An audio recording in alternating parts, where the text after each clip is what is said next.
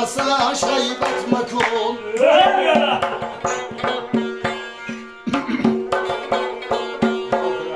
ای بی کس را تا نبینی از پسش غیبت مکن بر دروغگویی و بر تهمتچیی عادت مکن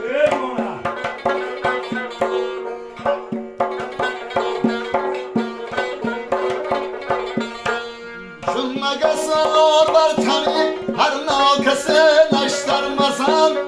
نزدی اربابان همت عشق همت مکن ای بی کس را تا نبینی از پسش غیبت مکن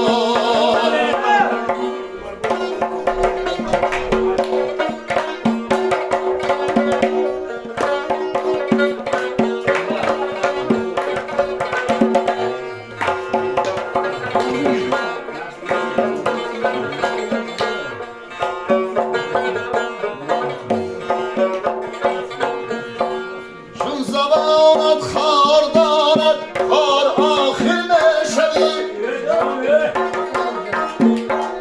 بر حقی هر بنده مومن دعایی بد مکن چون زبانت خار دارد خار آخر نشوی بر حقی هر بنده مومن دعایی بد مکن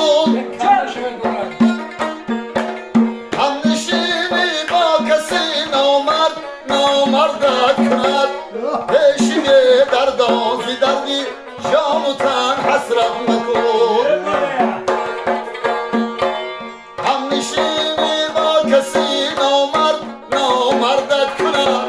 پیشینه در دازی دردی جان و تن حسرت مکن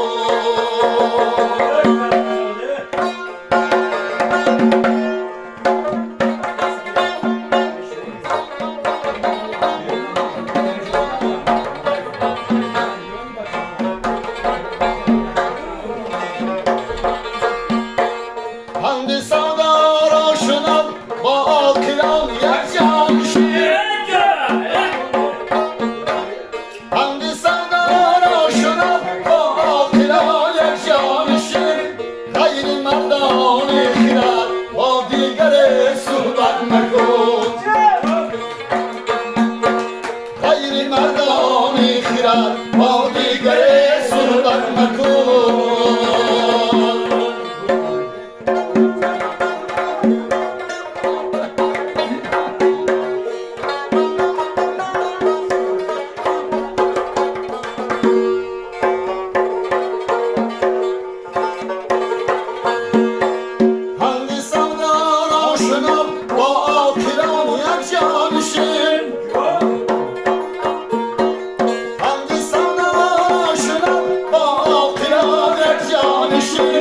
غیر مردان خرد با دیگر صحبت مکن